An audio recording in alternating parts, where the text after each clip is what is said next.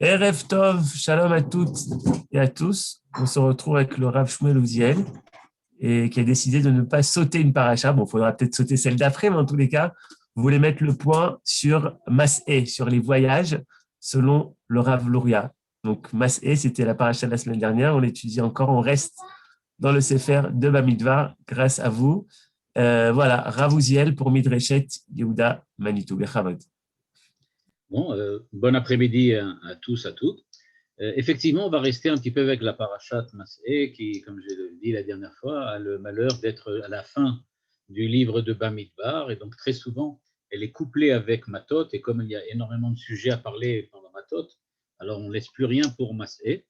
Et ça me rappelle un enseignement de Manitou qui disait que le problème, c'est que durant l'histoire d'Israël, au début, semble-t-il, il y avait la possibilité de terminer la lecture de la Torah tous les Shabbats en 3 ans au lieu d'en 1 an. C'est-à-dire qu'à l'époque, il y avait 2 minagim dont le Rambam parle. Il dit qu'il y avait un minag, une tradition qui disait qu'on finit tous les 3 ans le livre de la Torah, c'est-à-dire qu'on lisait en gros un tiers de chaque paracha, et qu'en fin de compte, le Rambam a décidé, et à partir de là, tout le monde était d'accord avec lui, qu'on lirait la Torah en 1 an. Et Manitou se plaignait un petit peu, il disait c'est vraiment dommage, parce qu'à cause de cela, la plupart des gens qui se retrouvent le Shabbat ont à peine le temps de lire Rashi sur les quelques premiers versets de la paracha, mais ils n'arrivent jamais à lire le Rashi sur la fin de la paracha. Et donc, il y a toujours une partie qui part comme ça, et on peut vivre comme ça, Bezrat Hashem, jusqu'à 120 ans, sans avoir jamais lu un Rashi sur la fin de la parashat Matot, ou par exemple la parashat Mas'é, dans lequel on voit pratiquement jamais rien. C'est pas qu'il y a beaucoup de Rashi sur la parashat Mas'é, je le dis tout de suite. Donc en tout cas, qu'est-ce que peut nous apprendre la parashat Mas'é? Eh bien, justement, la parashat Mas'é peut nous apprendre quelque chose de très important, c'est la notion de voyage, justement, la notion de voyage. C'est-à-dire que Ele Mas'é Bene Israël, ça veut donc dire voici les voyages, voici les étapes, enfin les différents étapes que les enfants d'Israël ont passées durant leur périple dans le désert. Ele Mas'é Bene Israël. Et bon, on sait aujourd'hui l'importance que les voyages jouent dans la civilisation dans laquelle nous vivons aujourd'hui, et dans l'époque où nous vivons, dans lequel aujourd'hui, si on ne peut pas voyager au moins 1 ou 2 fois par an à l'étranger, on a l'impression qu'on est confiné chez soi à la maison. Mais Ele Mas'é Bene Israël. Regardez le texte dit la chose suivante. Voici donc les déplacements, les voyages. Vaïs'ou Me'elim. J'ai pris simplement 2-3 versets au milieu, qui sont représentatifs. Eh bien, le verset dit la chose. Vaïs'ou Me'elim. Donc, les enfants d'Israël ont voyagé, sont partis de Elim, et ils se sont arrêtés, ils ont fait une étape à Yamsouf. Ensuite, ils ont voyagé de Yamsouf, Vayachanu B'Midbarsin. Et ils ont fait une étape, ils ont fait un arrêt à Midbarsin. Puis, ils ont démarré de Midbarsin et ils se sont arrêtés à Dovka, etc., etc., etc. 42 étapes. Demande le Rav Luria la ligne 4 en jaune. Ve'alo bekol parasha ne'emar bekol hamekomot ben nesia ben chanaya. Quand il est écrit au début de la paracha, ce qui est écrit en caractère gras sur la ligne 2, quand il est écrit Ele Mas'é Bene Israël, on parle des déplacements. C'est-à-dire que le voyage, c'est, d'après la définition même du terme voyage ici, Mas'é, ça veut donc dire le déplacement. Voici les déplacements. Or, dit le Rav Luria, on remarque que le texte incite sur le fait qu'il y a déplacement, mais qu'il y a aussi arrêt. On s'arrête à un certain temps. La Torah ne nous dit pas Vaïs ou Me'elim le Yamsouf, ou Mi Yamsouf le Midbarsin, ou Mi Midbarsin le Dovka. Mais là, on va dire comme ça, la Torah nous décompose le voyage et elle ne nous dit pas on est parti voyager de l'un à de A à B, de B à C, de C à D, mais elle nous dit nous avons voyagé de A et nous nous sommes arrêtés à B, nous avons voyagé de B et nous nous sommes arrêtés à C, etc. Et donc, dit le Rav Luria, Bipshuto, Ikara Inyan ou Amekomot chez Israël Chanoucham. Et on a vraiment l'impression que ce qui est important dans le voyage, c'est l'arrêt. Pas le déplacement, mais l'arrêt. Ils sont partis de là et se sont arrêtés à tel endroit. Ils sont repartis de cet endroit-là pour s'arrêter à cet endroit-là. C'est-à-dire, on a un peu l'impression, dit le Rav Luria, quand on lit, je dis on a un peu l'impression, parce qu'évidemment, on pourrait discuter en disant non, c'est pas vraiment, mais on a vraiment cette impression-là que les arrêts, les étapes sont importantes, pas seulement le voyage. Est-ce que ça voudrait dire que quand on dit voyager, ce n'est pas le déplacement, mais ce sont les étapes où on s'est arrêté? Bon, ça c'est déjà différent. Donc on ne parle pas du voyage, on parle là des arrêts. Voilà où nous nous sommes arrêtés. Et dit le Rav Luria, ligne 5 au milieu, donc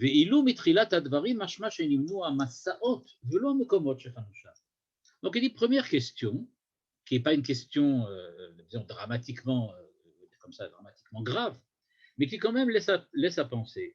Quand on parle de voyage, en fait, c'est la question que pose le Rav Luria, de quoi parle-t-on? Du déplacement ou des arrêts? Est-ce que l'on parle de ce qu'il y a entre deux étapes ou de l'étape elle-même? Je ne sais pas si vous avez lu le livre de Moulines, hein, l'auteur espagnol très connu, qui a écrit donc un livre qui s'appelle Sepharad. Et dans ce livre, il dit la première des nouvelles, c'est un recueil de nouvelles d'Antonio Moulines, et il dit que dans la première de ces nouvelles, il parle de voyage. Et il dit quelque chose de très intéressant. Il dit que de quoi parle-t-on quand on est en voyage? Il dit quand on est vraiment en voyage et qu'on rencontre quelqu'un, alors on parle de voyage. C'est de ça dont on parle. C'est-à-dire que le voyage, Massa, c'est le déplacement, c'est le fait de ne pas être quelque part. Quand on dit Elé Massé Béné Israël, dit le Rav Luria, a priori, on se serait attendu que l'on parle de la période de déplacement, du moment du déplacement, de l'acte de se déplacer, parce que quand on est en voyage, comme dirait Antonio Moulines, eh bien, ce qui est important, c'est qu'on est justement nulle part. Et c'est pour ça qu'on peut se permettre de parler de voyage, c'est-à-dire de rien de particulier, mais du fait qu'on se déplace, du fait qu'on n'est plus chez soi. Et donc ici aussi, on se serait attendu que quand on nous dit Vaïsou, Misukot, Vayachanu, Be'alouch, et donc quand on nous dit ça, c'est pas ça ce qu'on attendait. Ce qu'on attendait, c'est qu'est-ce qui s'est passé au milieu, véritablement. Je rappelle qu'il y avait un philosophe d'Extrême-Orient qui disait que les Occidentaux ont un problème avec la mort. Oui, il n'est pas le seul à le dire, mais il disait qu'ils ont un vrai problème avec la mort. Pourquoi? Parce que dans les cimetières, les Occidentaux ont tendance à écrire sur la pierre tombale un certain nombre d'informations importantes sur la personne qui gît là devant nous. Et en général, ce qui est important, on rappelle son nom, son prénom, on rappelle l'année dans laquelle il est né, puis l'année de son décès, et en général, on écrit un petit poème ou quelques paroles pour dire, voilà, c'était quelqu'un de bien, c'était quelqu'un d'exceptionnel, etc. Et ce philosophe, ce penseur d'Extrême-Orient disait, vraiment les Occidentaux, ça ne fonctionne pas chez eux. Parce que quand on regarde la pierre tombale, le nom et le prénom, franchement, on n'en a pas vraiment quelque chose de grand-chose à faire. Peu nous importe comment il s'appelait ou il ne s'appelait pas. De toute façon, il est déjà mort, c'est terminé.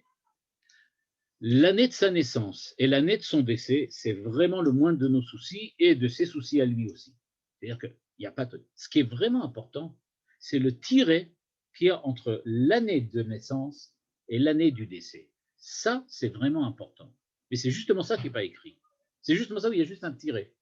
Et donc, il disait, en fait, ce qui nous importe dans le voyage, c'est pas de savoir d'où on est parti, dans quelle année on est né et dans quelle année on est mort. Mais ce qui est important, c'est le tirer entre les deux. C'est ça le voyage. L'existence est un voyage. Mais si l'existence est un voyage, pourquoi la Torah, quand elle nous dit « Elle est massé béné Israël », elle nous raconte que l'année de la naissance et l'année de la mort. On est parti de là et on est mort là et on s'est arrêté là. C'est-à-dire qu'on semble avoir passé, on va dire comme ça, on va passer sous silence l'essentiel. L'essentiel, ce n'était pas qu'ils étaient à Alouche et pas qu'avant ils étaient à Dovka. Ce qui est véritablement important, c'est qu'est-ce qui s'est passé entre les deux. Parce que si c'est rien passé, eh bien, ça n'a aucune importance de savoir qu'ils étaient à Alouche ou même à Dovka. Il faut bien qu'il soit passé quelque chose. Et donc, nous dit le Rav Luria, Beikar advarim ligne 6. יש להבין למה נאמר בכל פעם לשון כפול ויחנו במקום זה ואחרי זה וייסעו ממקום זה ולא די שיאמר וייסעו משם ויחנו במקום חדש, etc. Et donc, il dit, en fait, on ne comprend pas très bien de quoi on parle. Et donc, le Rav Luria, à partir de là, encore une fois, la question, elle n'est pas formidablement compliquée, mais ce qui est important ici, c'est la remarque. La remarque, elle est, est-ce que le voyage n'est seulement que des étapes? Okay. Ça voudrait dire, soit dit en passant, que quand quelqu'un vient et fête son anniversaire, par exemple, alors il fête quoi? Qu'est-ce qu'on fête dans un anniversaire? Franchement, on fête peut-être que le début de la nouvelle année qui va maintenant arriver. On peut dire que dans un anniversaire, on fête l'apothéose de l'année qui précède. Mais il est bien clair qu'on ne fête pas le jour où on se trouve maintenant. Parce que ce jour-là où on est là maintenant, il n'y a rien à fêter. C'est tout. C'est un jour comme un autre. Mais ce qui est important, c'est que ça vient être soit la conclusion, soit le départ de quelque chose. Mais c'est quelque chose qui nous intéresse. Ni la conclusion, ni le départ. On vient fêter l'arrivée. On vient fêter un départ. Mais on ne fête pas le jour. Et nous dit donc le Rav Luria, la vinzot nagdim. Il y a donc c'est à partir de là que le Rav Luria va arriver au principe important auquel qu'il veut nous enseigner.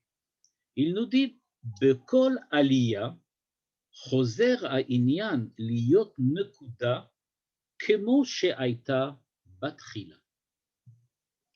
C'est-à-dire, nous dit le Rav Luria, pour qu'il y ait élévation, c'est-à-dire changement, je vais traduire ça en termes courants, pour qu'il y ait transformation, c'est-à-dire pour que le temps ou le moment ou l'époque ou ce qu'il se passe, les événements qui se passent entre le début et la fin du voyage aient une valeur quelconque, c'est-à-dire que pour qu'il y ait une transformation entre le moment où on est parti de Halouch et le moment où on est arrivé à Dovka, eh bien pour que c'est une valeur, il a fallu nécessairement, nous dit le Rav Luria, liyot nekuda kemo shaita batral. Il faut passer par un point dans lequel on revient à un presque nul, à un anéantissement, une annihilation, comme ce qui était au début. C'est-à-dire, nous dit le Rav Luria, il n'y a transformation que s'il y a anéantissement ou annihilation. On ne passe pas d'un état à un autre, on va traduire ça, on ne passe pas d'une étape à une autre si on ne passe pas par un moment dans lequel on n'est ni là ni là. C'est-à-dire qu'on n'est plus là où on était, mais on n'est pas encore là où on va être. C'est pour cela que c'est important de dire d'où on est parti, où on va arriver, parce que au milieu, le voyage, c'est précisément une espèce d'annihilation à ses yeux. Veuillez sod advarim. Et d'où est-ce qu'il sait cela? Chez Kol Davar, chez Pochet Tsura, ce qui se transforme, okay? Tsura c'est une forme, donc Pochet Tsura il enlève sa forme, il se transforme. Velovesh Tsura, c'est-à-dire qu'il enlève sa forme et il revêt une nouvelle forme, donc il transforme, il passe d'une forme à l'autre. Be'echeach la gia, lebrinat e'eder, ou bitul, mikol atsura kodemet. C'est-à-dire, nous dit-il, pour qu'il y ait une véritable transformation essentielle, ontologique, que l'être même de la personne, de la chose, devienne différent, on doit nécessairement passer par un moment durant lequel on perd toutes les qualités, toutes les spécificités que nous avions acquis jusqu'à maintenant. Et donc, dit le Rav Luria, il faut donc faire très attention, l'anéantissement, ce qu'il appelle ici Aéder, le néant, ou Bitoul, l'anéantissement, eh bien, ces deux termes, qui sont des termes sacrés de la chassidoute, évidemment, ces deux termes viennent accentuer le fait qu'on ne peut pas être blanc puis noir si on n'a pas définitivement à un certain moment enlevé le blanc. On est obligé d'enlever ce qu'il y avait avant pour pouvoir passer à un état supérieur ou différent, peu importe si on l'appelle ici différent ou supérieur. Et donc, ce que veut dire ici le Rav Luria, il nous dit, Kolod, je lis à la ligne 11, Ve'eno ela bibrinat hiyuli shelo. C'est-à-dire que le passage d'un état à un autre, d'une valorisation de l'être à une valorisation différente, ne peut se faire que par l'anéantissement, l'effacement de ce qui existait avant pour pouvoir acquérir une nouvelle spécificité après. Et donc, il va falloir accepter de perdre ce qu'on avait, c'est-à-dire dans la notion de voyage. On doit accepter d'être entre les deux étapes. Le voyage, c'est donc ce passage à néant entre deux étapes. Il y a l'état qui s'appelle Dofka, il y a l'état qui s'appelle Alouche. Ce sont deux états complètement différents, deux valeurs complètement différentes, deux situations complètement différentes. Mais le voyage, c'est-à-dire la possibilité de passer de l'un à l'autre, se fait au prix de l'anéantissement de Dofka pour pouvoir permettre l'élaboration de Alouche. Et donc, pense le Rav Luria, si on a réussi à passer d'un état à un autre, c'est que nécessairement on doit passer par un vide. Intéressant que cette idée-là, elle revient un peu partout. Il y a d'autres penseurs qui la pensent. Mais ce qui est intéressant de remarquer, c'est que par exemple, pour ceux qui s'y intéressent, toute l'esthétique, la pensée esthétique de Rosenzweig est fondée sur le même principe. On ne peut véritablement discerner la beauté, l'esthétique de quelque chose que s'il y a une espèce d'anéantissement nécessaire de la chose. Alors, je ne rentre pas dans les détails de ce que pense exactement Rosenzweig, mais il faut savoir que ça existe. C'est-à-dire que ce n'est pas une invention seule du Rav Luria, mais on peut retrouver aussi cette pensée, cette idée-là chez Rosenzweig. Et nous dit le Rav Luria, il devient Bechinat Iyuli Shelo. Qu'est-ce que c'est Iyuli? Aux yeux du Rav Luria, quand on parle de Iyuli, ça veut dire qu'on est revenu à un état premier, mais dans le sens de l'état fondamental. Il ne reste plus que ce qui fait la chose de son point de vue fondamental. C'est un petit peu abstrait, mais on va donner une idée. Si je veux arriver à transformer une image, par exemple, il va falloir que je détruise toute l'harmonie de l'image qui est actuellement sur l'écran pour créer une nouvelle image qui soit complètement différente.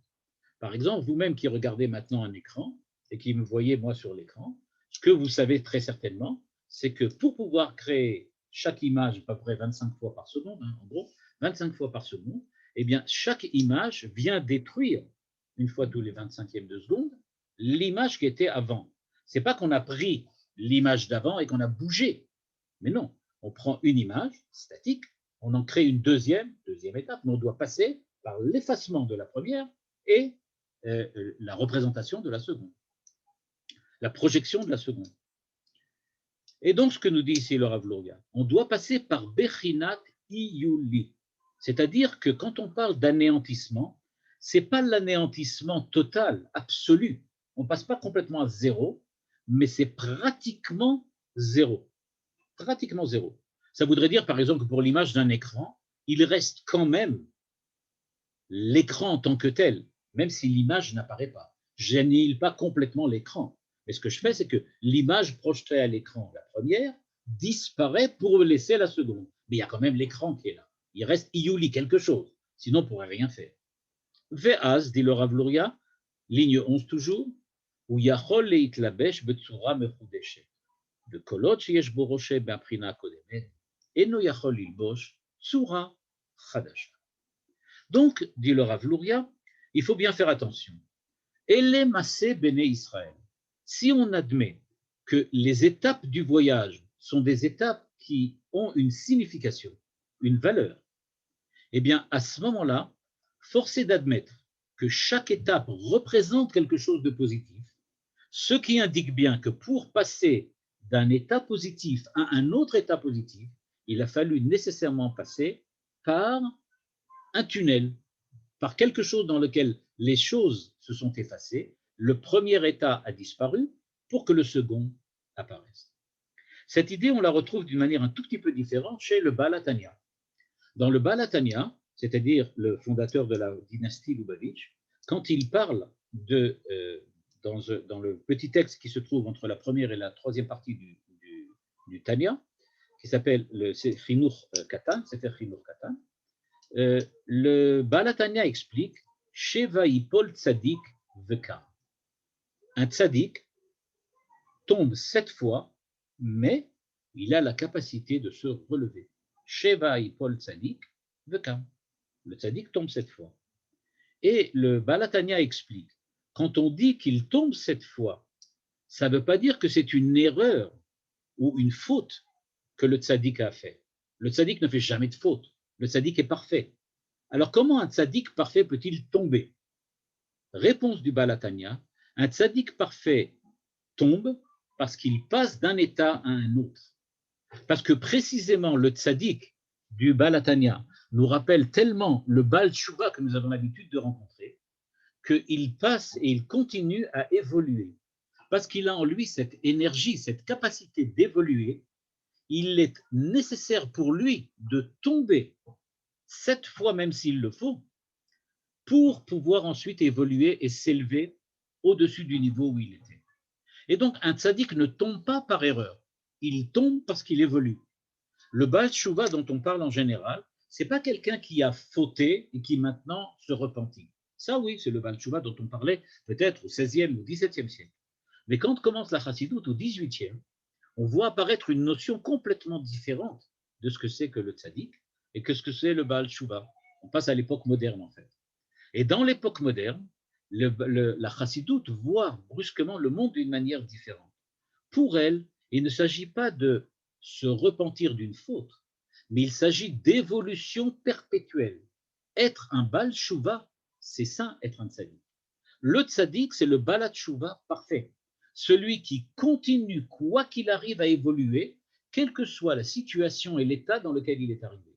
Il ne se laisse pas prendre au jeu de la stabilité, voire du gel, on va dire comme ça, du monolithisme, dans lequel les choses sont définitivement installées, mais au contraire, il accepte de pouvoir changer, c'est-à-dire qu'il accepte d'anéantir ce qu'il a fait, ce qu'il a créé jusqu'à maintenant, pour pouvoir faire encore mieux. Je rappelle qu'il y a quelque chose qui est effectivement très surprenant quelquefois, c'est de voir que certains grands révolutionnaires passent toujours, au bout d'un certain moment, par une période de réaction. Il y a toujours une révolution et une réaction. Pourquoi? Parce qu'une fois qu'on a changé quelque chose, on est persuadé qu'il faut s'arrêter là. C'est ce que Manitou appelait le tzaddik gamour. Le tzaddik gamour, disait Manitou, c'est le tzaddik qui est complètement gamour, c'est-à-dire complètement fini, complètement arrêté. Le tzaddik gamour, c'est celui qui ne veut plus évoluer, celui qui pense qu'il n'y a plus rien à faire, parce que s'il est déjà arrivé jusqu'à là, alors pourquoi se transformer, pourquoi changer? J'ai fait tellement d'efforts pour en arriver là, je ne vais pas tout détruire pour recommencer. Nous dit le Rav Luria, si, c'est ça être un tzaddik. Il ne faut pas être un tzaddik gamour. C'est pour ça, disait Manitou, que l'adage de la Gemara qui dit que là où se tient le Baal Tshuva, le tzaddik gamour ne peut pas se tenir, eh bien, disait Manitou, ben oui, le tzaddik gamour, lui, il est gamour, donc il se tient à un certain endroit. Il est debout, il ne marche pas, il n'évolue pas. Par contre, le Baal Tshuva, il est tout le temps en marche. Alors, effectivement, là où le Baal Tshuva marche tout le temps, le tzaddik gamour qui est immobile ne peut pas se tenir. Ce n'est pas du tout noté pareil. Et donc, nous dit le Rav Luria, quand on va donc parler de voyage, et les Mas'é Béné Israël, à quoi fait-on allusion ici? Il dit, on fait allusion au fait que nous sommes dans un processus, dans une évolution, dans une marche ou une démarche, durant laquelle il y a une évolution, une transformation. On passe d'un état à un autre, mais ça va impliquer d'avoir le courage d'anéantir véritablement ce qu'on était avant. En psychologie, évidemment, je ne suis pas psychologue, donc je ne pourrais pas vous donner des grands détails, mais globalement, on sait que quelquefois, certaines personnes ont du mal à évoluer parce qu'elles sont trop attachées à ce qu'elles sont. Elles ont peur, une espèce d'angoisse, de transformation, de perdre ce qu'elles ont déjà. Et donc, quelquefois, on travaille avec certains pour justement leur donner la possibilité de les libérer de ce qui les maintient dans l'état où ils sont, pour justement leur donner la possibilité de s'ouvrir et de redémarrer à nouveau. Le Rav Luria va maintenant nous montrer dans deux ou trois cas différents, là maintenant entre la ligne 13 et la ligne 20, que ce principe existe déjà dans la Gemara Et même si nous avons, on peut dire comme ça au niveau de la logique, ça nous semble logique, ça nous semble convaincant, mais il dit oui, mais au niveau des textes aussi. Par exemple, nous dit-il à la ligne 13, la Gemara nous enseigne Beyom shecharav bet hamikdash nolad hamashiach. Et le Rav Luria de demander, mais qu'est-ce que ça veut dire ça? C'est seulement parce que le Bet Hamikdash est détruit que le Mashiach est né. C'est-à-dire que si le Bet Hamikdash n'avait pas été détruit, alors il n'y aurait pas eu de, pardon, si le Bet Hamikdash n'avait pas été détruit, alors il n'y aurait pas eu de Mashiach. C'est bizarre. Le Mashiach, ça ne dépend pas si le Bet Hamikdash est détruit ou pas, au contraire. Le Bet Hamikdash est là, donc on attend quand même le Mashiach. Le Mashiach, comme dit le Rambam, c'est une foi, c'est une émouna qui nous concerne tous, indépendamment du fait que le Bet Hamikdash soit construit ou pas. Or, nous dit-il, le texte de la Gemara, si on le lit tel qu'il est écrit, est extrêmement explicite. Il ne dit pas que je viens vous consoler. Le Beth Amikdash vient de détruire, c'est pas grave. Le Mashiach va pas tarder à arriver. C'est pas ça que dit le texte. Le texte dit je viens pas vous consoler. Je viens vous dire que, je traduis le Rav Luria, c'est grâce au fait que le Beth Amikdash a été détruit que le Mashiach est né. C'est parce que le Beth Amikdash a disparu, ce qu'on appelait l'anéantissement tout à l'heure, parce qu'on a opéré ce changement, parce qu'on a été capable, malheureusement à cause de nos erreurs, de créer un état de vide, de manque, qu'il y a un appel du vide, comme on disait au temps d'Aristote, et que maintenant le Mashiach est né. Nous dit le Rav Luria en bleu ici, à la ligne 14 jusqu'à la ligne 17. Are she'oro shel Mashiach eno osafa al oro shel hamikdash et la bechina eliona ruchanit. Je traduis, juste pour être sûr qu'on est d'accord sur les termes. C'est donc que la lumière, on va dire la luminosité du Mashiach, n'est pas un surplus par rapport au Beth Amikdash, mais qu'il est quelque chose de suprême, et je rajoute moi, différent. Le Mashiach, ce n'est pas un Beth Amikdash plus, ce n'est pas le Beth Amikdash au carré ou au cube, c'est autre chose complètement. Le Mashiach, c'est beaucoup plus que le Beth Amikdash, beaucoup plus. Vekolot shemeir or hamikdash, dit le Rav Luria, et tant que la luminosité du Mikdash est là, lo haya yachol leatril binyan oro shel Mashiach, verak achar shenechrav hamikdash venitalem oro legamre bibchinat yivli, az yachol leitlabesh or shel oro shel Mashiach. C'est-à-dire, je ne sais pas si vous voyez l'énormité de ce qu'il est en train de dire maintenant. Il est en train de nous enseigner qu'il ne faut pas se plaindre que le Beth Amikdash est détruit. Ce qu'il faut se plaindre, c'est que le Mashiach ne soit pas encore venu. Parce que la destruction du Beth Amikdash, c'est ça qui a permis la possibilité ou l'éventualité de l'arrivée du Mashiach. En gros, ce qu'on a perdu au Beth Amikdash, avec la destruction du Beth Amikdash, c'est ça qui va permettre l'arrivée du Mashiach. Et donc, on doit se plaindre que le Mashiach n'est pas encore venu. C'est ça qui est vraiment le problème. Comment se fait-il que nous, jusqu'à aujourd'hui, après que le Beth Amikdash soit détruit, on n'ait toujours pas trouvé le moyen d'arriver à Alouche? On est encore en chemin entre Dovka, destruction du Beth Amikdash, et Alouche, mais on n'est toujours pas arrivé. C'est ça ce que dit le Rav Luria. On est encore dans la position zéro. On a tout détruit, mais on n'a toujours rien reconstruit. Mais il dit, le but de la destruction, ce n'est pas que ça soit détruit. Le but de la destruction, c'est que ça soit la base à partir de laquelle on va construire la suite. Que ça soit un tremplin.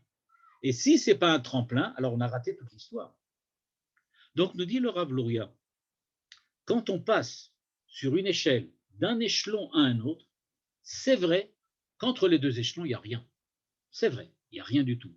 Mais c'est ça qui permet de monter. Là, il n'y a pas de doute.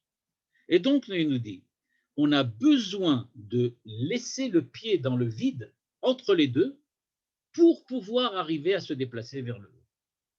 C'est-à-dire, et pour ceux qui étaient Shabbat à Arad, j'en ai un peu parlé, j'avais dans le texte du Rav Luria que j'avais ramené, j'en avais aussi un petit peu parlé, eh bien, ça veut dire que la galoute, par exemple, c'est pas de la négativité à 100%.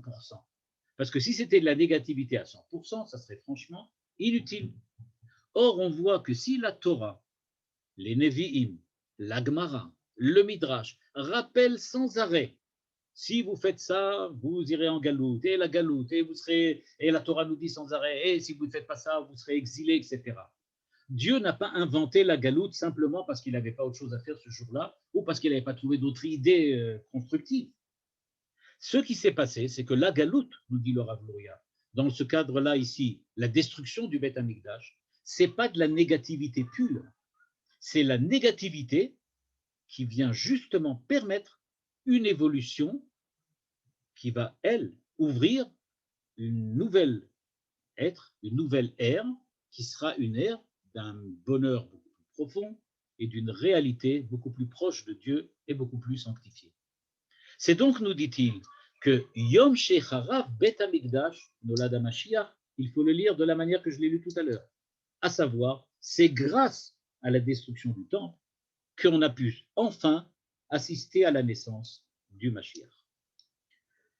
Deuxièmement, je suppose que vous avez tous vu, lu, enfin entendu parler de la très grande polémique qu'il y a entre les philosophes pour savoir si le temps est formé d'instants ou si c'est un continuum de durée. C'est quelque chose de très connu dans la philosophie du temps. Et il y a différentes écoles. Par exemple, Bergson était plutôt pour une pensée de la durée, c'est-à-dire pour une pensée d'un temps continu qui va et qui évolue en continuité, alors que Bachelard, par exemple, était plutôt un adepte du temps instantané, c'est-à-dire une suite d'instants. C'est-à-dire, en fait, et pour ceux qui ont fait des mathématiques à un moment, la question que pose le Rav Luria, est-ce que l'évolution historique d'Israël, est-ce que l'évolution que la Torah préconise est une évolution continue ou une évolution discontinue? La réponse du Rav Luria, c'est que tout est discontinu. C'est pour ça qu'il dit, dans la ligne 14-15, au début de ce qui est écrit en bleu, Are she'oro shel Mashiach ena osafa al oro shel Hamikdash. Il n'y a pas un continuum d'être entre la réalité du Beth Hamikdash du point de vue spirituel et la réalité du Mashiach du point de vue spirituel. On ne passe pas de l'un à l'autre continuellement en augmentant ou en améliorant. On va devoir arrêter complètement, de manière discontinue, ce qu'il y avait au temps du Beth Hamikdash pour pouvoir passer à un état supérieur qui s'appelle l'état messianique. Et donc, ce que nous dit ici le Rav Luria, c'est qu'il ne faut pas croire qu'un échec est définitif. Parce que pour la pensée de la continuité, un échec, c'est l'arrêt total. Tout disparaît. Je vais prendre un exemple que j'ai vécu, moi personnellement, mais vous l'avez peut-être vécu d'une autre manière. J'étais une fois à Merkaz Harav, à la yeshiva de Merkaz Harav, et c'était juste au moment où il y a quelques années déjà, le problème de Gush Katif, déjà à l'époque. Et donc, il y avait un véritable problème qui s'était posé, à savoir comment comprendre le fait que, à la suite des accords de Camp David, Israël va rendre toute la région de Gush Katif aux Égyptiens. Quand je dis rendre, certains vous diront, ils vont donner, je ne vais pas rentrer dans la sémantique politique. Et donc, il va rendre ça aux Égyptiens. Comment est-il possible d'admettre que ça soit comme ça? On sait déjà que nous sommes à l'époque du Mashiach. Tout le monde au Beth Knesset, on fait tous les Shabbats, en général, on voit dans le Haut Beth Knesset, on fait un Misheberach dans lequel on parle que voilà, Reshit Smichat Geulatenu. Reshit Smichat Geulatenu. La Médinat Israël qui est le début, le principe, la base. Reshit Tzmichat. Regardez le terme. Tzmicha. Qu'est-ce que ça veut dire Tzmicha? Une évolution. On est en train de faire quelque chose qui pousse. C'est sommaire, okay? comme une plante. Geulatenu. Notre Geoula, elle va en augmentant. Et donc, à l'époque, quand j'étais à Merkaz Harav, les gens étaient très, très choqués. Parce qu'ils disaient, on ne comprend pas comment c'est possible. Puisque nous sommes dans un état dans lequel nous sommes un état intermédiaire, évidemment, le Mashiach n'est pas encore complètement venu, puisqu'on n'est que dans le début de la Géoula. Mais quand même, ce début de la Géoula, il y a un continuum entre le moment où nous sommes maintenant, qui est que le début, Et puis ça va augmenter, ça va faire des feuilles, des arbres, enfin l'arbre va donner des feuilles, et puis des branches, et des fruits, et des fleurs. Et ça va augmenter, augmenter jusqu'au Mashiach. C'est-à-dire que leur appréciation de l'histoire était une appréciation qui était continue. Les choses doivent aller en continuum. Si ça a commencé à augmenter, nous sommes revenus sur notre terre, nous avons repris Yerushalayim, nous avons recommencé à vivre et créer un État. C'est donc ça ne peut plus diminuer, ça ne peut qu'augmenter, parce que l'évolution est continue. Le Rav Luria nous met en garde. Il nous dit, quand on parle de tzmicha, il ne faut pas oublier qu'une plante pousse, mais que chaque hiver, elle meurt. Et après ça, elle repousse. C'est-à-dire qu'il faut au contraire, parfois, passer par des périodes dans lesquelles on va perdre quelque chose, mais la perte de ce qu'on va effectivement, qui va nous manquer, ce qu'on va véritablement perdre, ça va être la base d'une évolution positive encore plus grande après. C'est-à-dire, nous aurait dit le Rav Luria à l'époque, vous n'avez pas de raison d'être en deuil. Ce n'est pas parce qu'il y a un échec que tout est perdu. Un échec, ça veut dire que maintenant, on a la possibilité de faire mieux. Jusqu'à présent, on était captif et prisonnier de notre réussite. Jusqu'à présent, on était sûr que puisqu'on a réussi à faire la première étape, rien ne peut être mieux que la suite de cette première étape. Le Rav Luria nous dit quelquefois, et plutôt ici il nous dirait souvent ou parfois seulement, il faut savoir perdre pour pouvoir gagner plus. Et donc il nous dit ici, Vechen u be'inyan aliyat malchut mi madrega le madrega. Et il nous dit que dans la Kabbale du Hari, ça s'est aussi repéré dans ce qu'on appelle ici l'évolution positive de la royauté divine. Il dit l'évolution positive de la royauté divine, c'est quelque chose qui se fait par étapes, jamais en continuum. À chaque fois, Malchut, la royauté de Dieu, semble disparaître, semble s'anéantir, puis brusquement, elle évolue, elle redevient autre chose. Chez Enzera Kosafat Or, et la Kol Bechina Shel Aliyah, ou Bechina Mechudeshet Legamre.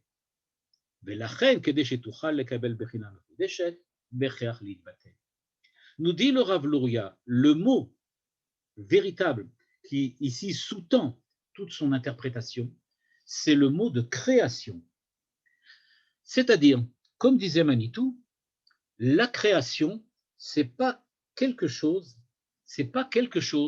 qui a lieu une fois et puis après, ça marche tout seul.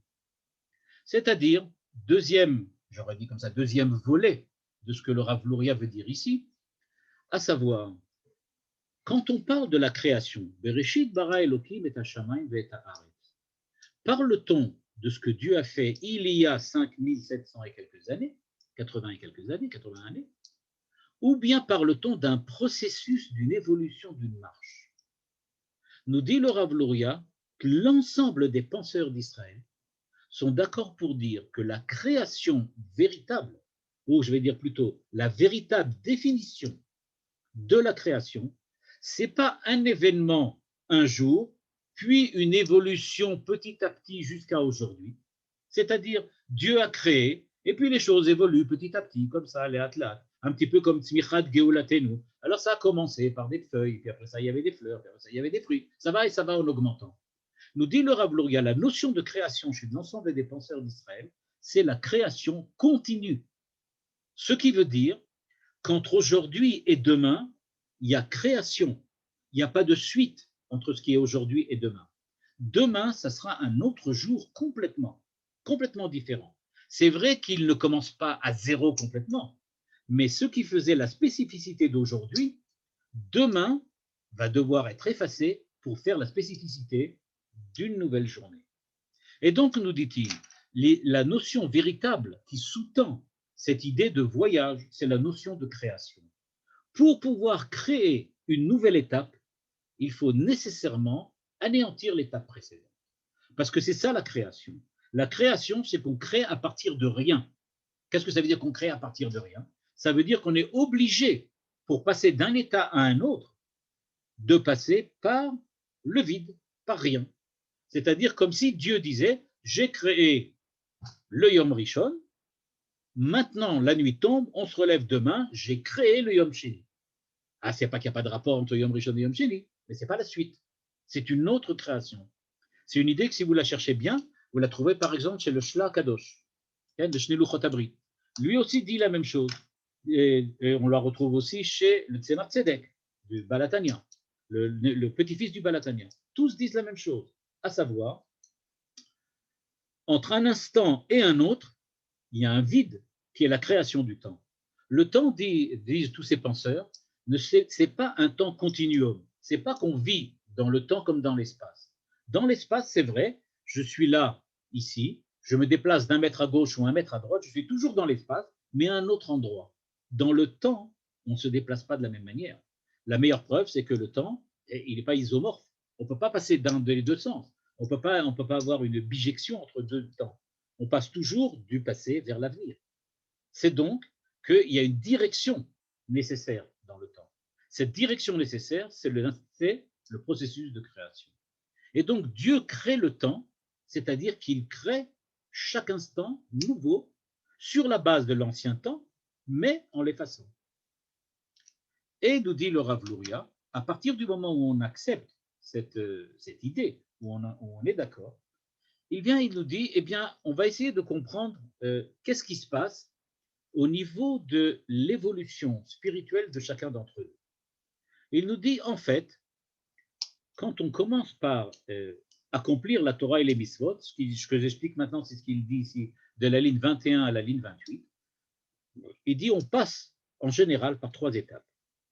Première étape, on étudie la Torah, on accomplit les mitzvot, on peut dire du temps où on est bar mitzvah un petit peu et après, et ce qui est véritablement important, c'est la crainte de Dieu. C'est-à-dire, on fait ce qu'on nous demande. C'est ça. On a été bar mitzvah, on commence la vie. La vie, c'est je regarde ce que la Torah me dit, ce que le Shulchan Aruch me dit, et j'accomplis ce que la Torah me demande, et je fais ce qu'on me demande. Arrive une deuxième période, après, où on évolue, dans lequel on devient Ahavat Hashem et Dvekut Hashem. Qu'est-ce que ça veut dire Ahavat Hashem? C'est-à-dire que maintenant, on écoute ce que Dieu veut dire, pas seulement ce qu'il a dit. C'est-à-dire qu'on est capable de comprendre et d'assimiler que derrière, on va dire, les injonctions qui sont limitées, les injonctions qui demandent à faire quelque chose de bien précis, se cache une intention générale, universelle, beaucoup plus large. C'est cette intention-là que nous arrivons véritablement à saisir, et c'est ce qu'on appelle Ahava Vedvekut Vashem. Puis arrive une troisième étape dans laquelle on nous identifions directement avec la logique intime du Créateur dans sa création. Eh bien, nous dit-il, ces 3 étapes-là ne sont pas l'une à la suite de l'autre, ou on va dire comme ça, l'une une évolution de l'autre. L'amour de Dieu n'évolue pas à partir de la crainte de Dieu. C'est à partir de la crainte de Dieu que j'atteins une certaine situation de maturité, et dans cette situation de maturité, je comprends ce qui me manque à la crainte du divin, au respect de Dieu. Je comprends ce qu'il manque de dimension, on va dire de cette manière-là, de dimension de relation personnelle avec le Créateur. Au lieu de craindre et de respecter, je veux m'approcher, je veux aimer. Mais il dit ça, c'est une position qui est inverse du respect et de la crainte. L'amour est l'inverse de la crainte. Si l'amour est l'inverse de la crainte, il ne peut pas évoluer à partir de la crainte. Il vient donc montrer une rupture avec ce qui était la crainte. Et donc, nous dit-il, c'est ça qu'on appelle le passage à vide. C'est-à-dire que l'homme, grâce à la crainte du Créateur, arrive à se créer en lui une nouvelle position, une nouvelle situation personnelle dans laquelle il arrive à développer l'amour pour Dieu. Et c'est ce qu'il nous dit ici en bleu. Veze aderer shel avodat Hashem bitmidut, she'adam yale madriga le madriga, ela shekol ze ba li'edei elem me'amadriga kodem.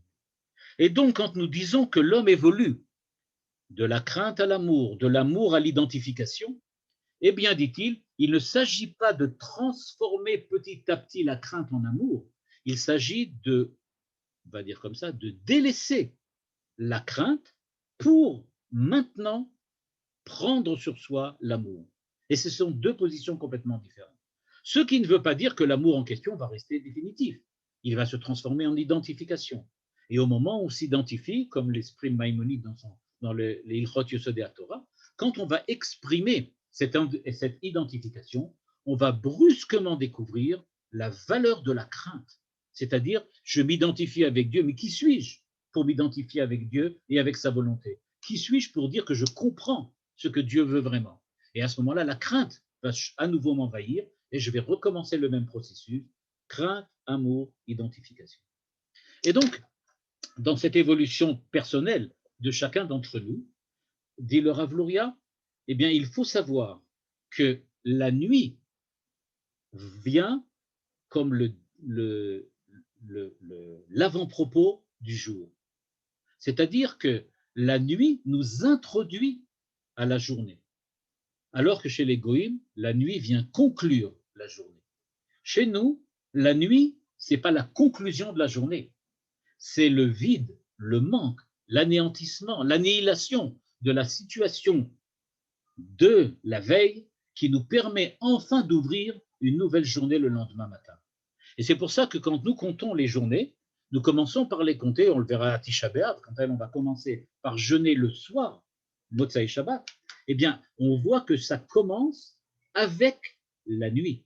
La nuit n'est qu'un avant-propos, qu'une introduction. On va commencer par la nuit, parce que grâce à la nuit, on pourra effacer la journée d'avant et commencer la journée du lendemain. C'est pour ça, nous dit-il, c'est la conclusion de son enseignement, à la ligne 34 ici en vert, Masaot Klal Israël Bamidbar. C'est comme ça qu'il faut comprendre l'expression que la Torah utilise quand elle nous décrit les voyages, les transports des enfants d'Israël dans le désert, et quand elle nous dit que Vayaitsu mi Aleph Vayachanu bebet. Ils sont partis voyager de Aleph et ils sont arrivés à Bet. Pourquoi? Chez Im, dit-il, qui ikaram shel dvarim ou amasaot, ainu aliyah bemadriga shalu Israël al yedei kol masa, aval be'echer shelifne kol masa, yeh chanaya שעניינו מורה על הסתלקות אור הקודם שהגיעו אילו במסע הקודם, ואז נעשה בחינת נקודה קטנה, ושוב יכולים לעלות במדרגה המסע המחודש. C'est pour ça, nous dit le Rav Luria, l'essentiel de ce que la Torah veut nous raconter, c'est le déplacement, la transformation, le voyage. C'est pour ça qu'on nous dit qu'on s'est arrêté. Pourquoi s'est-on arrêté? Parce qu'on n'aurait pas pu voyager ensuite s'il n'y avait pas eu un arrêt avant. L'arrêt à l'étape, ce n'est pas le voyage. L'arrêt à l'étape, comme je l'avais expliqué avant, c'est certainement pas la description du voyage, c'est-à-dire la description de ce qui nous est arrivé quand nous sommes partis et que durant le voyage, on a évolué, changé, etc. et on s'est transformé. Mais on est obligé, pour passer par exemple de A à C, de s'arrêter en B. Parce qu'on ne peut pas créer C s'il n'y avait pas B au milieu qui vient effacer A. C'est-à-dire, nous dit le Rav Luria, la Torah nous dit, voilà comment on voyage quand on est juif. Quand on est juif, on s'arrête toujours à un moment pour transformer, changer, évoluer à partir de ce qu'il y avait au départ. On n'accepte pas de rester sur les traces de ce qu'il y avait la veille, on veut au contraire recommencer un jour nouveau et grâce à ça, arriver à créer une nouvelle situation, un nouvel être, une nouvelle âme. Et donc c'est pour ça, nous dit-il, qu'on nous décrit sans arrêt le fait qu'ils étaient en marche et ils se sont arrêtés. L'arrêt vient nous indiquer la marche de la veille est finie, demain ça sera une nouvelle marche, ça sera une nouvelle démarche. On va commencer à voir les choses autrement. Je ne sais pas si vous vous en êtes rendu compte, mais une fois, en discutant avec mon beau-père, le professeur Gretschel, je lui avais demandé comment se fait-il qu'il y a des chidushim, c'est-à-dire des nouveautés, qui apparaissent dans les études universitaires. Comment se fait-il qu'il y a, par exemple, je ne sais pas moi, on pensait que, je ne sais pas moi, au niveau de l'archéologie, ce qu'on avait découvert dans la ville de Jérusalem, c'était une tourelle qui existait là, et puis brusquement on découvre que c'est une partie de la muraille du premier temple. J'ai dit, comment c'est possible que des choses comme ça arrivent? Et alors il m'a dit, c'est très très simple. Il m'a dit, un chidouche, c'est-à-dire une nouveauté, c'est quand quelqu'un brusquement prend sur lui de remettre en question tout ce qu'on a dit jusqu'à maintenant et qui découvre qu'effectivement, on s'était planté jusqu'à aujourd'hui. Il dit, tant qu'on est à la suite des prédécesseurs, alors on est dans le même sillon, on avance de la même manière et il n'y a rien de nouveau. On rajoute des détails, on change un petit peu les choses, on les présente d'une manière un petit peu différente. Mais à partir de quel moment il y a véritablement quelque chose de nouveau? Il m'a dit, c'est très simple, c'est quand celui qui justement pense qu'il faut faire une nouveauté reprend les bases de ce qu'on avait fait et il découvre qu'on aurait pu dire autrement, que peut-être qu'on pouvait l'interpréter de manière différente et peut-être qu'on aurait pu faire autre chose. Eh bien, c'est ce que nous dit ici le Rav Luria. Le Rav Luria nous dit donc qu'on ne peut pas évoluer, on ne peut pas se déplacer, on ne peut pas être en voyage si on ne s'arrête pas. Parce que sinon, on n'est pas en voyage, on est dans le même mouvement. Mais être dans le même mouvement, ça ne veut pas dire évoluer, voyager. Voyager, c'est qu'à chaque instant du voyage, il y a quelque chose de nouveau qui se passe. On découvre quelque chose de nouveau. Comme disait Antonio Molines, de quoi parle-t-on quand on est en voyage? De voyage. Parce que l'essentiel ici, c'est le voyage, c'est-à-dire les événements du voyage, les événements de la transformation. Et donc, pourquoi on parle des étapes? Parce que les étapes, c'est justement celles qui nous permettent de dire que ce qu'il y avait jusqu'à maintenant s'arrête et que demain, il y a quelque chose de nouveau à raconter. Le Rav Luria, à la fin de son texte, nous dit encore ce qui s'est passé. Les enfants d'Israël ont fauté à cause de Bilam avec les femmes dans la plaine de Baal-Péor, d'Avon de Péor. Et donc, c'est une question que les commentateurs se demandent et que le Rav Luria reprend, à savoir, mais comment se fait-il que les enfants d'Israël qui ont vu la sortie d'Égypte, les 10 commandements, le veau d'or, la suite, les explorateurs, etc., tout ça, ils ont vu. On sait qu'ils ont quand même eu le temps d'évoluer, de se transformer, de changer. Alors, pourquoi ils ont fauté, une faute aussi, on va dire, grossière, que la faute avec les femmes de Midian? Qu'est-ce qui s'est passé là-bas? Eh bien, nous dit le Rav Luria, c'est que vous n'avez pas bien lu le texte de la Torah. Le texte de la Torah nous raconte en fait que les enfants d'Israël étaient dans le désert. Ils sont sortis d'Égypte et ils sont arrivés en Israël. Entre-temps, où est-ce qu'ils étaient? Dans le désert. Qu'est-ce que ça veut dire qu'ils étaient dans le désert?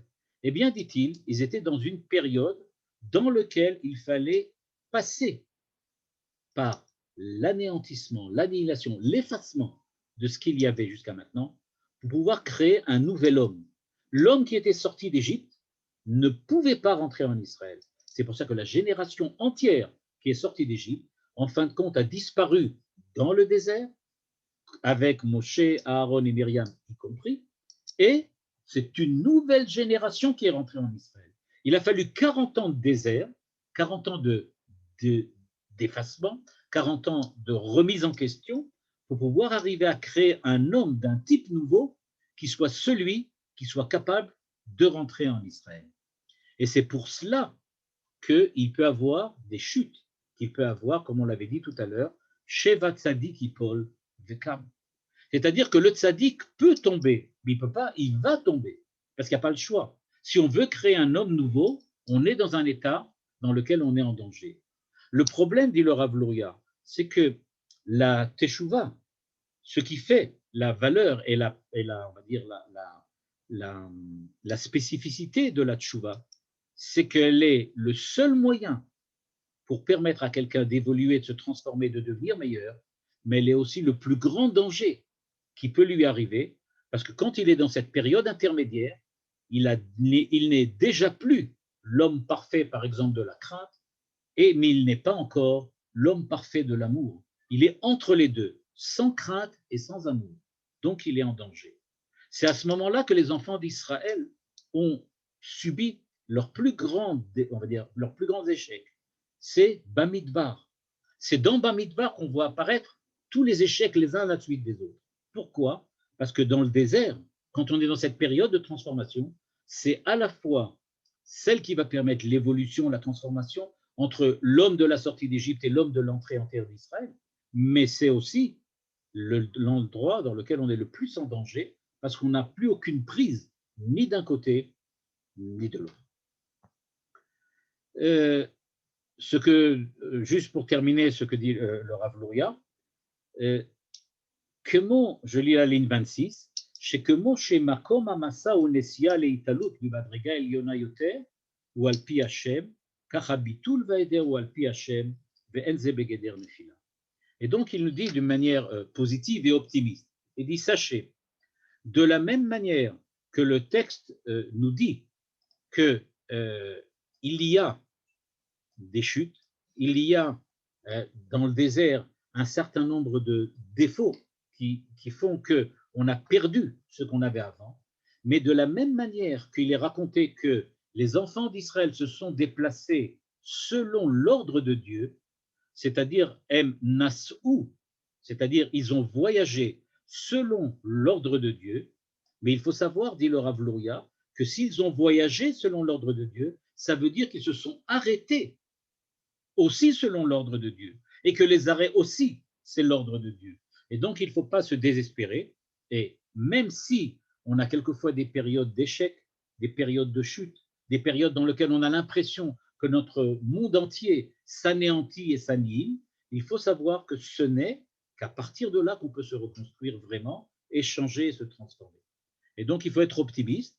Et les Massé Béné Israël, on va commencer dans quelques jours le jeûne de Tisha B'Av. On est dans la période la plus sombre de l'histoire d'Israël, mais il faut savoir, c'est seulement grâce à cela qu'on va pouvoir, après Tisha B'Av, commencer le mois d'Elul, le mois de Tishri, arriver à Sukkot et terminer avec Simchat Torah, dans lequel on sera passé de l'endroit le plus profond et le plus bas, peut-être, de notre existence, la destruction du temple, à l'endroit le plus élevé, quand Dieu, au moment de Shmini Atzeret et Simchat Torah, se met avec nous et en tête à tête, en vis-à-vis, et qui nous permet d'être avec lui définitivement dans le cadre de la joie de la Torah. Voilà. Toda Rabba. Merci beaucoup, Rav Uziel. Vous avez relié et la paracha et le 9 Av. Vous pouvez maintenant poser vos questions, chers amis, en ouvrant votre micro. Bechavod.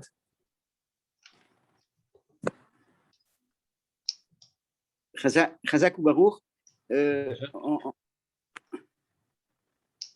Oui, je peux poser ma question. On vous entend. Ok, c'est parfait. En vous écoutant, j'ai relu les 42 étapes. Et quand vous dites au tout début que chaque étape, et vous avez fait une comparaison avec l'écran, le précédent écran qui a été effacé par le nouvel écran, ce qui veut dire que quand je relis, quand je relis le Vaïsrou, Vayahanu, Vaïsrou, c'est une étape, et Vayahanu. Et ensuite, on reprend Vaïsrou, Vayahanu. Pourquoi reprendre? Si c'est pour effacer l'étape précédente, pourquoi quand je prends Vayahanu, je répète où j'étais Vaïsrou? C'est inutile, puisque vous avez pris l'exemple de l'auteur espagnol qui dit que ce qui est intéressant, c'est ce qui s'est passé pendant le voyage et pas l'étape. Alors à ce moment-là, pourquoi à chaque fois quand je répète Vayahanu, je reprends l'étape précédente? Parce que, dit le Rav Luria, on est obligé de passer par Vayahanu si on veut comprendre qu'est-ce qui s'est passé Vaïsou. C'est-à-dire, pour reprendre la réflexion d'Antonio Moulines, je parle de voyage parce qu'il y a des étapes qui me disent que je suis en voyage. Si je suis quelqu'un qui vit dans un train qui roule en permanence, alors je ne suis pas en voyage. C'est l'état dans lequel je suis. Il n'y a rien. Je ne change pas. Je suis toujours en route. Et à ce moment-là, il n'y a rien qui se passe. À partir de quel moment je vois qu'il se passe quelque chose? Quand il y a eu un arrêt et que brusquement le voyage s'est arrêté. À ce moment-là, il faut que je redémarre. Il faut que je fasse quelque chose d'autre. C'est pour ça qu'il y a toujours écrit Vaïsou, c'est-à-dire ils ont voyagé, ils ont changé, ils sont passés, mais ils ont dû s'arrêter à un certain moment. Mais au moment où ils s'arrêtent, ils perdent la notion du voyage et ils peuvent la récupérer que le lendemain ou la fois d'après, quand ils vaïssou une deuxième fois. Mais pas nécessairement avec l'obligation de l'effacement de la précédente étape, puisqu'on la répète. Vayachanou, ça veut dire qu'on s'est arrêté à cet endroit-là. C'est ça, ils ont stationné. Ça veut dire qu'on a arrêté l'évolution. Maintenant, c'est à partir de là qu'on redémarre. Alors, si c'est à partir de là, il faut reprendre Vaïsrou. Donc, puisqu'on reprend l'étape à laquelle on Oui, reprend notre évolution. C'est tout à bien fait, le point. c'est ce qui est écrit. Vaïsou, Vayachanu be'alouch, Vaïsou be'alouch, Vayachanu be'dovka. C'est-à-dire que, on le dit bien, ils sont arrivés à Alouch. À Alouch, ils se sont arrêtés, c'est la destruction. Alouch, c'est la destruction de l'étape d'avant. Et à partir de là, ils ont pu créer la nouvelle étape qui va s'appeler Dovka, dans laquelle ils vont s'arrêter, c'est-à-dire qu'ils vont détruire l'évolution. L'évolution va être détruite à Dovka et elle va être reprise quand ils vont arriver à un autre endroit. Chaque fois, le Vayachanu vient dire, et on a détruit ce qu'il y avait avant pour créer autre chose. Bon, alors, je relirai comme ça maintenant la prochaine fois.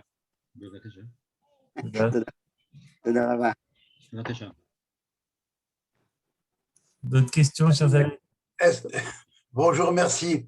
Est-ce que plutôt que de dire détruire ce qu'il y avait avant, est-ce qu'on ne pourrait pas dire intégrer ce qu'il y avait avant? Non, le Rav Luria ne veut pas le dire. C'est pour ça qu'au début de son texte, il dit, au début de son texte, il dit que ce n'est pas une évolution. On passe pas, il dit par exemple, on ne passe pas de la destruction du temple jusqu'au Mashiach. Mais la destruction du temple ne fait pas partie du Mashiach.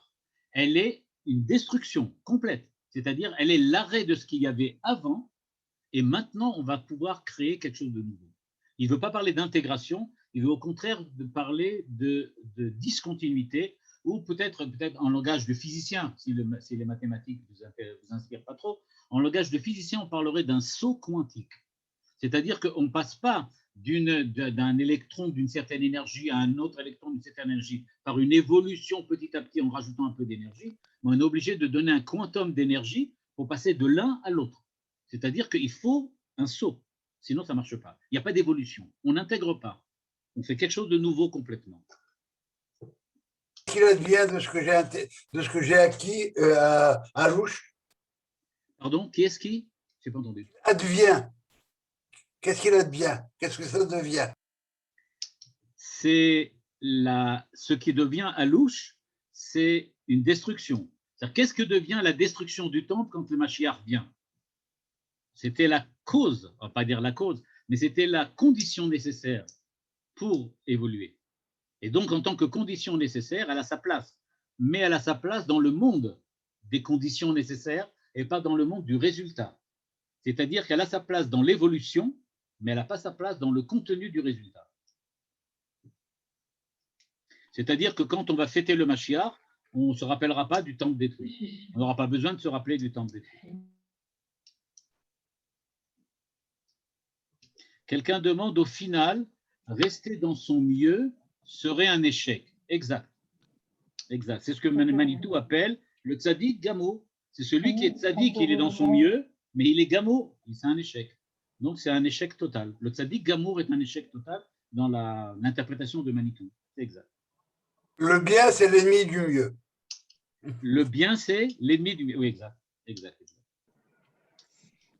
Est-ce que dans ce que vous avez dit, lorsque Mashiach viendra, ok, il y aura le troisième temple et il n'y aura plus de raison que Mashiach reste? Ça veut dire, ça c'est une question intéressante, est-ce que quand le Mashiach viendra, est-ce que tout va retomber dans une certaine staticité? Est-ce que tout va s'arrêter?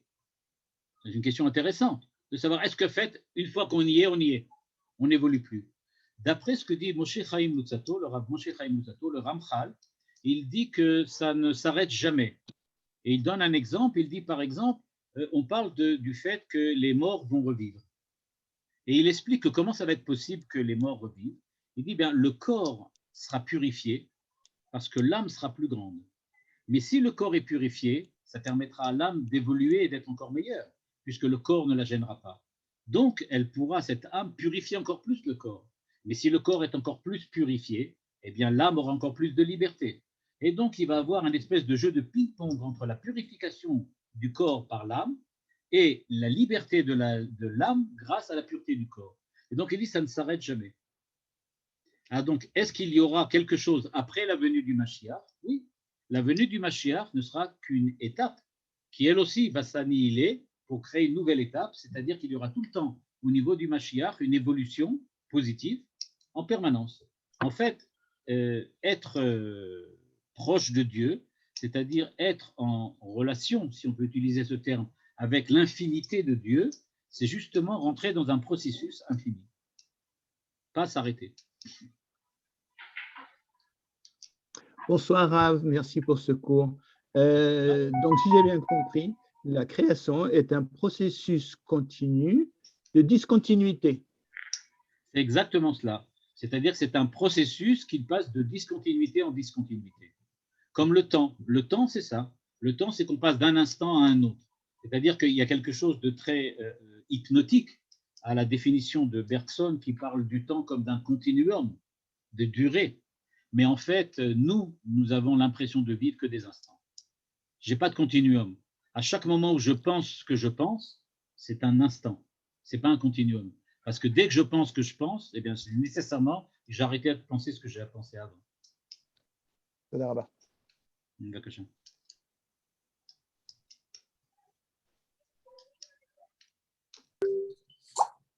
Toda Rabba, merci beaucoup, Avouziel. בבקשה.